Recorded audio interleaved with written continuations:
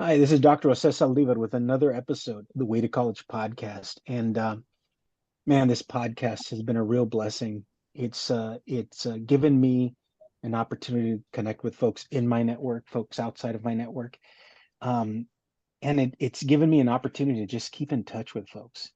And so today's guest, I've known today's guest since, gosh, he'll be able to say how old he was. I remember he was, one of the water boys. I think when I was in high school, I was playing high school football with his older brother and with both of his older brothers actually. And so, but I'm going to let him introduce himself to our audience out there. So, Marco, would you mind introducing yourself? Thank you, Jay. Yes. Yeah, Marco Lozano. I think most people in the community of Edcouch-Elsa know me as Mark. But I've come to adopt my real name as I've grown professionally. So in high school and junior high, I was always Mark. But I really thank you first and foremost, Jay, for the opportunity to really share my story and my journey to Yeah, where I today. It definitely has not come with obstacles and barriers that we've been able to overcome, fortunately.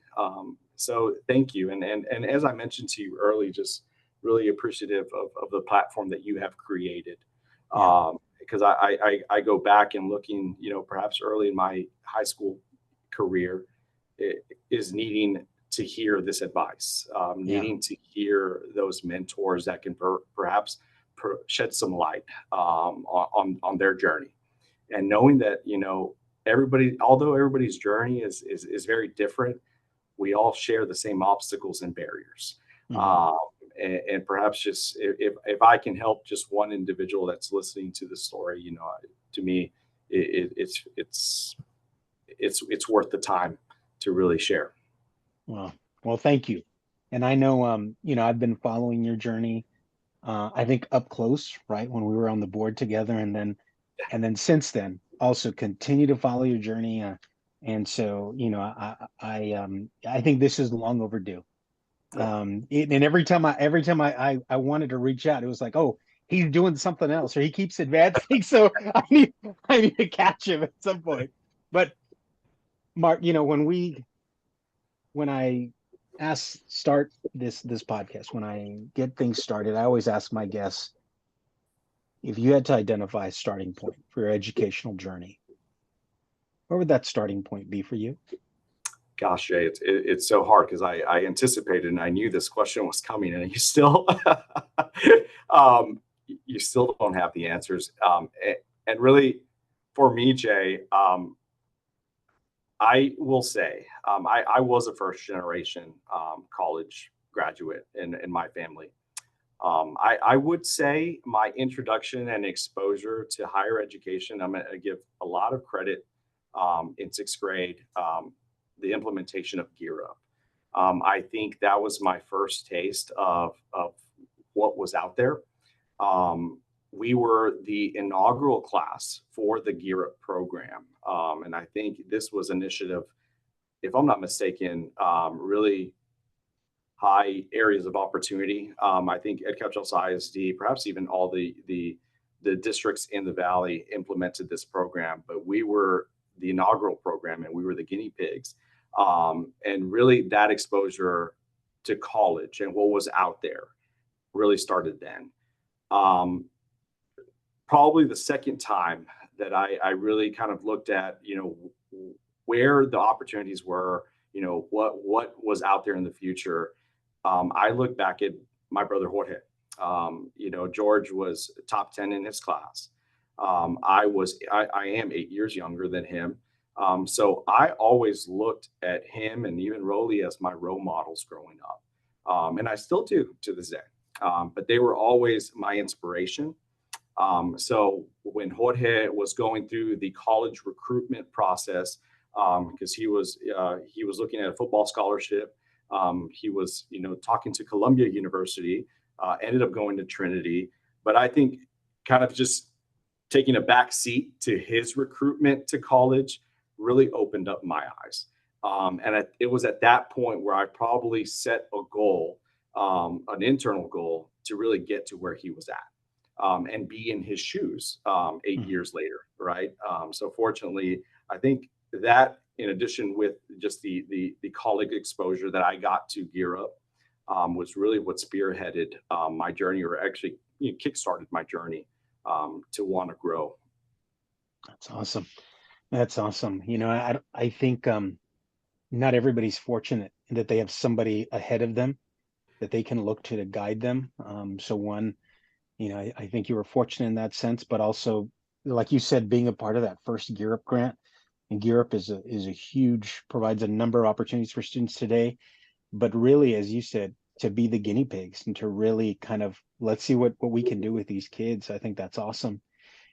Early on, everybody, we were always asked, what do you want to be when you grow up? When you were in high school, Mark, what did you want to be? Yeah. Uh, I knew it was going to be healthcare, or in the realm of healthcare. I thought it was going to be more patient care. So I think Mhm. my initial plans were perhaps going to medical school and becoming a physician. Um, I think after my first chem test in college, I quickly realized that medical school was not going to be in my future. Uh, so I think at that point I pivoted to perhaps looking more at the support services in healthcare. Physical therapy was always my aspiration. I think even through college, even after I graduated with my undergraduate degree, it was physical therapy, and I've always just had a really passion to serve others, especially in their most vulnerable state. Mhm. So I knew it was going to be medicine. So I, I'm in what a lot of people call the dark side of medicine, which is the hospital administration side. But really, I couldn't see myself doing something else than what I'm doing right now. Okay. You said early on, so you knew, right? You said you knew that you wanted to go into healthcare. What inspired you? What was it about healthcare? I mean, I get knowing you and knowing sort of and seeing you kind of grow with Yeah. your work and in your service to the community. I've seen the service all along, Mhm. but early on, like in high school, I mean, I've done tons of service. In high school, I was, that wasn't something that I was thinking about. What was it that inspired you to do healthcare? Yeah. And I don't want to get emotional, but my grandma Tonita, who most people got to know, but I don't know if most people know the story that I actually shared a room with grandma growing up for 10 years, 12 years. So Rolly and Jorge shared a room, and I shared a room with grandma growing up. But I was always her caregiver. As she grew up in her most vulnerable states, I was always there. She always looked at me and told me, "You're going to be the first physician in the family." So she set those aspirations for me. And really, I will say, if I can look at one person that has really guided me to where I'm at right now and has been my inspiration, it's her. And it has always been. I'm sorry, I'm getting emotional. But every time I think about my journey, it all goes back to her, and she's the reason why I'm in healthcare. Obviously, not a physician, but I'm in a position right now where I'm tasked every single day with the responsibility to ensure that every single employee here at the hospital is delivering high quality patient care. And I'm talking, I mean, we really, from the outside looking in, the role that environmental services plays in inpatient care, dietary, all your ancillary departments in laboratory, in radiology, in physical medicine, right? And then, to say the least, nursing and physicians. My daily task is ensuring that every single employee here at the hospital has the tools, they have the resources that they need to be successful. So that's the burden that's on my shoulders, and I get to see it every single day. Every single day, there's success stories. There's obviously difficult moments, difficult conversations, and this is it's always been. I knew healthcare was always where I needed to be, and where I wanted to be. And that's how I got to where I'm at right now. Wow. Wow. I'm sure your grandmother's looking down on you and she's awfully proud of you, man. So Yeah, congratulations. thank you. You in high school, you have these aspirations for college, you know you want to go to healthcare. Did you have a school in mind? I did actually. So I was going to the University of Texas, Jay. Um, I, I, I mean, you probably look back at pictures of me, my junior year and senior year of high school. I was decked out in burnt orange. Um, and it's funny that you asked that question because I look back and that's where I was going. And then come January of my senior year, Texas wins the national championship with Vince Young back at the Rose Bowl. Absolutely. Shoot, Hear me? yeah, I hear you. Uh, so at where did Go I ahead. leave off? So you Vince Young, Rose Bowl. Yeah. So at that point, Jay, it was absolutely I was going to UT. My Tia Yoli, rest in peace, and my uncle George actually were at the game, and they brought back a UT, national championship shirt. Gosh, I probably wore that thing every other day. And then come April of my senior year, March, April, we start looking at the financial aid, start really looking at the real picture of the finances behind what it's going to take to go to UT. Yeah. And then I quickly realized that my parents were not in a position to really support me financially, or if they were, it was going to take a lot out of them. Yeah. And at that point, I had also applied coincidentally to Texas A&M. And it was more of just, I'm applying to UT, might as well send my application to, perhaps every other public school in Texas. And the recruiter for A&M, I remember he would be at our campus almost every other week. And I remember one time early April, he made it a point to pull me out of class with my counselor at that time, and asked me, hey, do we have a chance? Have you looked at the financial aid that we're offering you? Yeah. And at that point, he asked for a meeting with my parents, and he took us out to dinner. I remember in McAllen, I was like, man, these guys really want me. But I think at that moment, and after seeing, the financial aid that I was blessed with to attend Yeah. Texas A&M, it was at that point where I knew where I needed to be. Yeah. So the decision obviously revolved around making sure that I didn't burden my parents when it came to having to pay for my tuition, for my room and board. A&M really rolled out a red carpet for me, and really helped me help my family.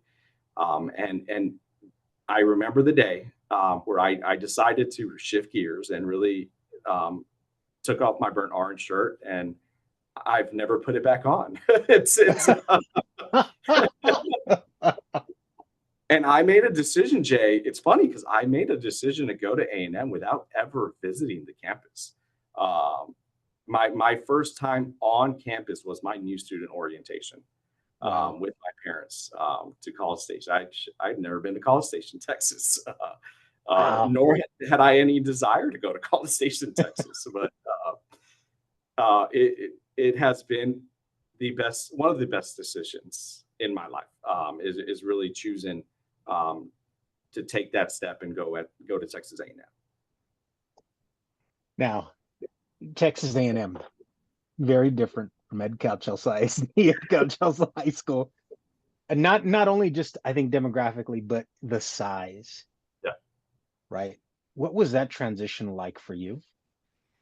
it was tough, and that's saying it lightly. I remember probably within the first few weeks calling my parents like, bring me back home. And I will say I was humbled really quickly. College has a way of suppressing your confidence. And I will say, and I mentioned this earlier, right? But really, I remember when I put my schedule together, at that point, I was a biology major. And, here's Marco putting together, I'm taking biology, I'm taking chemistry, I'm taking calculus, my first semester in college. And I remember I was at that point, I think my advisor was like, "Are you sure you really want to like bundle all of these classes together?" I was like, "Yeah, of course." I was successful in high school. I knew it was going to be an easy transition, or at least I thought I knew. My first test, and I don't know if I've shared this with anybody. I got a 38, Jay, on my first chemistry test. Wow. A 38. So I quickly realized medical school was not going to be in my future. But at the same time, like I will say I think I called my mom in tears, and I was like, Mom, I got it. This is what I got on my test. And she asked me very hard questions. How much did you study? Well, I studied the day before the exam. Not enough, right? Did you go to off? She was asking me very tough questions where she was holding me accountable. And truthfully, looking back, I wasn't prepared. I was arrogant. I was confident that it was going to be. I wouldn't say high school was a piece of cake, but it was going to be very similar to that. Yeah. And that's what really I quickly realized, like, no, this is we're at another level. And I'm competing against peers that are at my level or even higher. I was competing with people that were smarter, that were hungrier, that had the skills and the work ethic Yeah. to study, and I just was not there. And I was I quickly fell off that totem pole. Wow. You know, our our interview here, I think it's really timely when I post this, it'll probably be in a couple of weeks. So it'll be just before the start of a new semester, Mark. Oh boy. There are going to be students that'll probably, there's certainly going to be students that are going to have the same sort of experience you did. What advice, if you're speaking to yourself, what advice would you give those students? Well, I'd say get out of the high horse that you're on right now, right? Especially if I'm talking to myself, Jay. That's what I'll tell 18-year-old Mark at that point. Um, there, you're gonna be it's gonna be challenging. And I've kind of used this as a life lesson for me is really, those challenging moments. You either you there two things happen. You learn or you grow, right? And I from that point on, every single obstacle that came through, I took it. I learned from it or I grew from it, and I knew what needed to change. So there's going to be that part in your first semester that where you're just going to have to look internally, and you're going to have to take some self accountability, and know that there's going to be the demand is going to be a lot greater than the demand that you probably had to give during high school. Um, you're going to be surrounded by peers that are just as hungry, if not, hungrier, just as smart, if not smarter, than you. So, what are you going to do at that point? Yeah. I think in high school, there's certain times where I'm going to run to my coach to help me in this situation. I'm going to run to my counselor to help me in this situation. I'm going to run to my principal. I don't agree with this grade that the teacher just gave me. Yeah. And that's not the case. That's not the case. You're on your own. You either sink or you swim. And you quickly realize like that you have to be accountable for your own actions. So I think I fortunately for me, I learned that really quickly. And I knew where I had to pivot. I had two options, man. At that point, it was like, gosh, I'm going home. 6 weeks in. I'm calling it quits. But God forbid I even shared that word with my mom or my dad, because absolutely not. You're Yeah. going to finish something that you started, and you're going to be successful. So I had to pivot. Excellent. Thank you. I think that's great advice. You realize medical school is probably not in your future. Where do you pivot to in terms of your major? Yeah. So I looked at the biomedical science route. Ultimately, I ended up majoring in a kinesiology with a track into allied health. So my specialization for my kinesiology degree was in motor behavior and applied exercise physiology. So that to me was going to give me all of the classes that I needed to pursue a future in physical therapy or go to physical therapy school.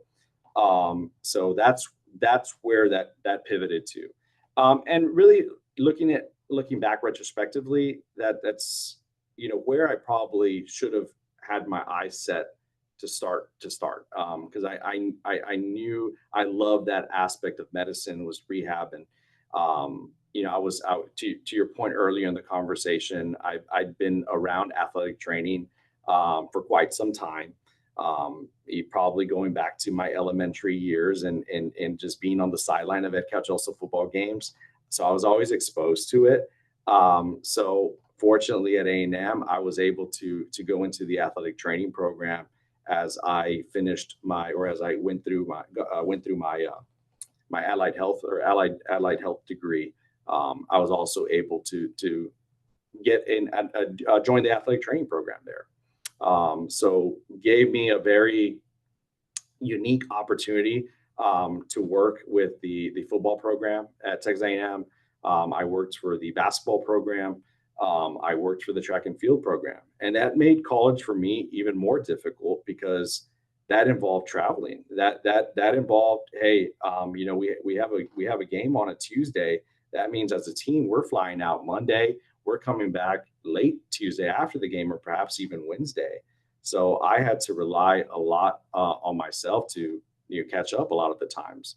But fortunately, that's kind of where I landed, and where I finished actually in my undergraduate degree. I've had I've had quite a few guests talk about the transition after, as they've transitioned out of college and difficulties finding work. Here you are, you've got this wonderful these experiences working with Texas A&M athletics. Yeah. You've got your degree in hand. What was the transition like for you post college? Yeah, so I go back to even graduation day. I remember graduating, and then at dinner that night, my dad says, "So when do you start?" uh, I can see that too. I can see your oh man, dad he asking. was like, uh, man, I put him through something those 4 years really, and he had every right to ask that question, but he was like, so do you have a job lined up? And at that point, I didn't know what I was going to do just yet. Fortunately for me, I finished the athletic training program at A&M, gave me an opportunity to get certified in athletic training. So I wouldn't say that was my fallback. I will say that was a time in my life where I really didn't know what the future for Mark was going to be. So I decided to take an opportunity in athletic training. I graduated in May. Was offered an opportunity to work as an athletic trainer at Donna ISD. So because I was in a point where I really didn't know, I hadn't applied to PT school at that point, and I needed to get my feet wet. I had to develop some sort of financial or income just to really help alleviate some of that burden from my parents. But that's where I started. I started my career as an athletic trainer at Donna ISD at Donna High School, and I was there for a little over 3.5 years. So while you're doing this, while Yep. you're doing this work, still, providing that patient care, right? Helping out athletes. Is your Are you looking forward? Are you looking towards something else? I was, and at that point, PT school was still top of mind. I actually applied to PT school, I think 3 years in, um, and I got into PT school at the University of Texas in El Paso. It was at that same time though where I really started looking. Okay, where do I see myself in 10 years? Where do I see myself in 20 years? And I started looking back internally and really evaluating, you know, what sort of ceiling does being a physical therapy get me, right? And I knew at that moment, and I had mentors at that point. I also had an uncle who was in hospital administration, who was a CEO in Edinburgh, and I remember asking him for advice. I asked him point blank, why are you in the field that you're in, Theo? What is it about hospital administration that makes it so special? And he shared a lot of what I shared earlier today. It's the ability to really put people in position to be successful. He goes, Mijo, he goes, you're helping people at their most vulnerable state. And I took that and it just resonated with me. And really, it was at that point where I said, you know what? Perhaps this is the route for me. This is the future for me. At that point, I love business. I definitely knew that I didn't want to, put necessarily a ceiling on my growth professionally. And I wanted to help people. I wanted to really be there for people, and for employees and for patients, and I wanted an opportunity to be a leader. Right. I think that was always something that I just was innate. I think, and really, I just strive to really be in a position where people look to me for answers or for guidance, and I wanted to be that person. So at that point, and it was 2013 where I just pivoted and I decided to pursue my master's in business administration with a focus in healthcare or hospital management. Again, you earlier we talked about your brothers and the roles that they played in terms of providing some guidance, looking to them a little bit in terms of role models. Now you have your uncle here to give you some guidance. Yeah. One thing that you said that really stood out to me is you said you started to evaluate, if I do PT 10 years from now, where am I going to be? 20 years from now, where am I going to be? Yeah. Not a lot of people do that. Where did that come from? Where does that thinking come from, Mark? I to be honest with you, I don't know. My parents always kind of instilled with us that drive, I would say, to never settle, to always look for opportunities to grow. At that point, I was always surrounded by great leaders, or at the very least, like my dad was surrounded by people in leadership positions. Obviously, looking at my uncle in that position as well. I think it's then when you realize, like, this is where I want to be. But I don't know if there was a moment where I don't know. To answer your question, I don't know what it was that really led me to look outside, just the short-term goals. But I knew that I wanted to be in a position to where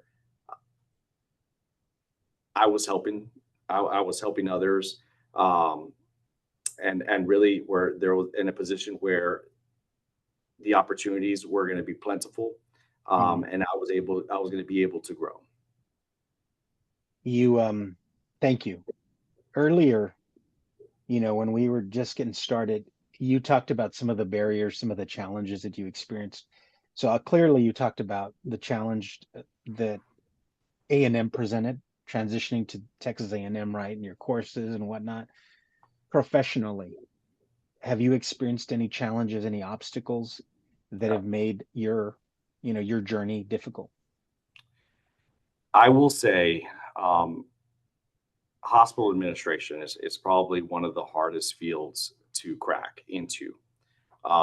It is very network driven. And I didn't realize this, Jay, when I was pursuing a career to where I'm at right now.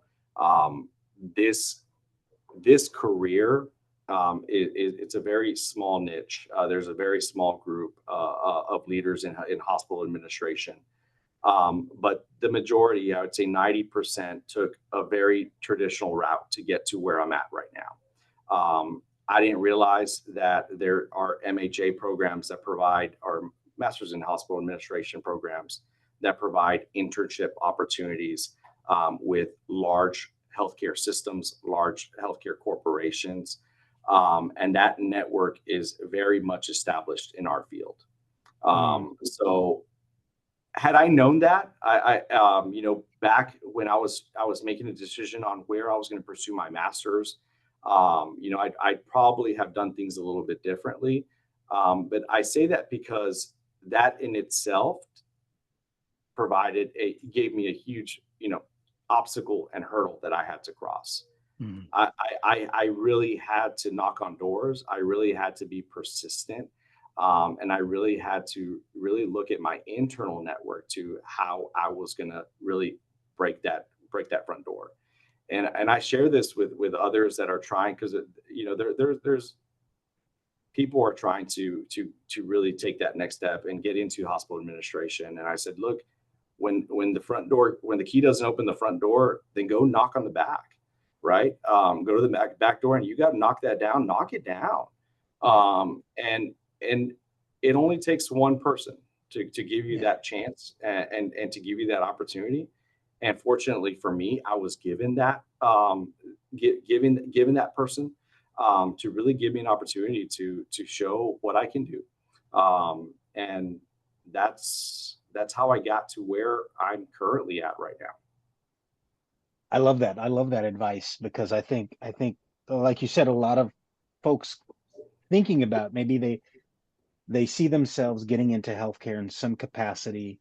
I think a lot of times a position such as yours or any kind of hospital administration is kind of not necessarily on their radar. So I think just, sharing your experience, I think, is going to be really important. Another thing that you said is, you were just explaining, you talked about networking. Yep. Man, I struggle to get students to even talk to each other. What advice would you give a young person to help them get over that fear of asking questions, of knocking on that door? Yeah. I mean, I still have that same fear, right? You don't want to be an inconvenience to people. But at the same time, there's people that are willing to help, that want to help. I'm always looking for that, that Hispanic kid in a Valley school district, perhaps, or in a low income district, first generation college student that perhaps wants to break that door and break that ceiling and kind of get to where, get to the position that I'm fortunate to be in. People are out there that really want to be a mentor, that really want to help. And if you have questions, if you have concerns, if you have doubts, people want to be there for you. And I think people need to hear that. People need to realize that there are others out there, such as yourself, Jay, that really want to help somebody, especially those that were in the shoes that we were in a few years ago. Yeah. You have to be uncomfortable. You have to really know that it's okay to ask, especially if you don't have that guidance at home.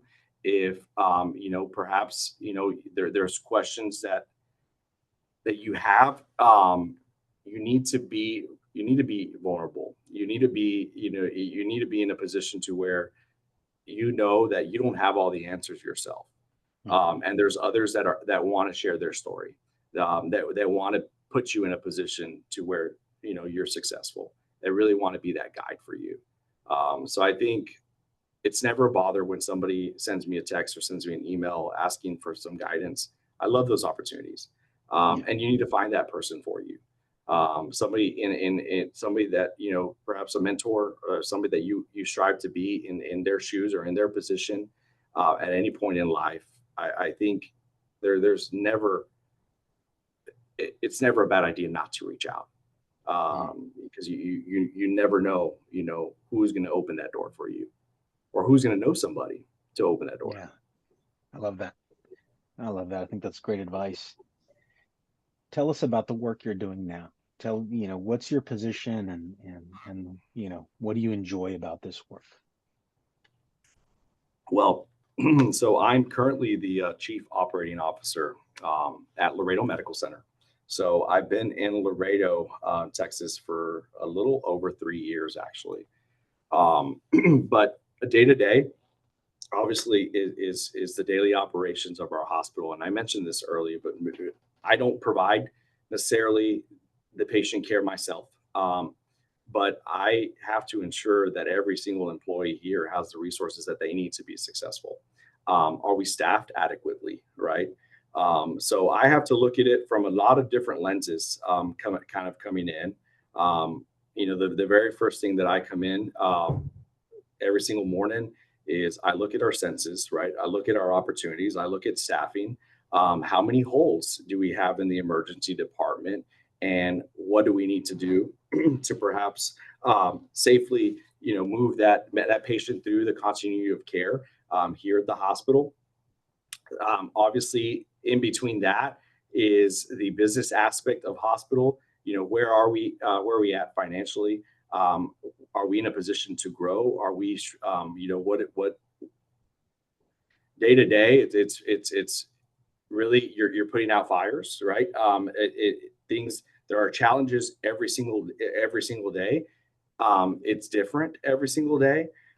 Just being in a position to where you think your day is going smoothly, and at 4 o'clock your CT or your MRI machine goes off, right? So what are we doing? We don't have CT, we don't have MRI, or perhaps one of our lab analyzers stops functioning. It's a 24/7 job, really. Hospital operations does not stop. So and I love that. I love I love coming in not knowing what to expect, right? And really every single day, Jay, there's different challenges, and it's just it makes things interesting. It makes the day go by fast, but at the end of the day, it's so rewarding. And I share this. One of my favorite things to do as an administrator is I go to new employee orientation every other week. And I'm the first speaker and really talk about the mission of the hospital, what our vision is, and really what is the expectation from hospital administration. And really, and this is what I tell everybody, you have to, if you're in healthcare, you have to lead with empathy. I think that's the number one trait that you have to have. You have to be able to put yourself in the shoes of the patient and sometimes in the family, and really have a deep understanding that people do not want to be here. Yeah. Nobody says, you know what, I want to go to the hospital today. I want to be admitted to the hospital. So we're truly serving others in probably the worst times of their lives, in times of uncertainty. And for those of us that are not, or those that are not in healthcare, the healthcare system is very difficult to navigate, and it's complex, and really, and it's like I tell our employees here, like we don't want to be that complex. We don't want families to be in a position where they're stressful, where they don't have the answers that they need. They don't. They know what the plan of care is. They know, what the goals are for the day. So that's my day to day function, Jay. It's really, it's fun. It's exciting. I will say it's by the end of the day, it's so rewarding.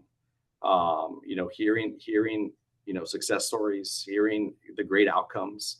Obviously, there's moments where there's difficult decisions that need to be made, that families have to make, right? And obviously, being also there in those moments, I think also is what makes healthcare so special. It sounds stressful. I'm glad you didn't say that though. Yeah, it sounds incredibly stressful. I don't know how you do it, but congratulations. Um, I'm glad that you enjoy it, that you found yourself. I think next time you go to new what is it, new employee orientation, whatever. Yeah. I think you need to tell the story about your grandma. And you need to tell them, right? Patient care, right? The experience that they have is in your blood, man. Having grown up with that, right? It was all about keeping grandma comfortable being Yeah. her provider, right? And so this is an extension of that. You are doing this for, I don't know how many beds you guys have and how many people you see on a Yeah, daily basis. 326 licensed beds, Jay, here at the hospital, the largest healthcare system here in Laredo.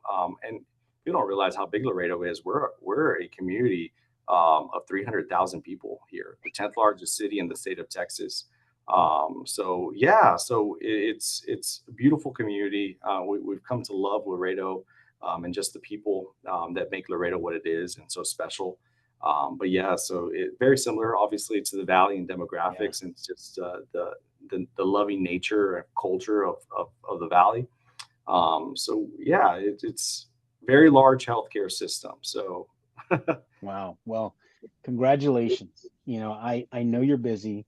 So as we transition out, I always ask my guests to give, they want to leave our listeners with one last piece of advice. What's one last piece of advice you've got? oh boy, I you know I didn't get to the position I'm in right now. And I've been blessed with really good opportunities. I've been blessed with great mentors. But to get to this point, there's going to be times that are uncomfortable, um, and you're going to have to make bold decisions that really perhaps you thought weren't part of your plan. There's going to be there's going to be failure along the way, and really at that it's in those moments that there's two types of people. You're either going to allow that to bring you down and you're going to settle, or you're going to use that failure as an opportunity to grow and to learn, and really use that to better yourself. And I recall and I remember and I write down every single moment where where I'm uncomfortable. Every failure I write down on my journal and internally as well, and I know how did that make me better? What did I learn from this experience? And how could I change that moving forward? So I think that's the advice I'd give, and especially for those in leadership positions or those that want strive to be in a position of leadership.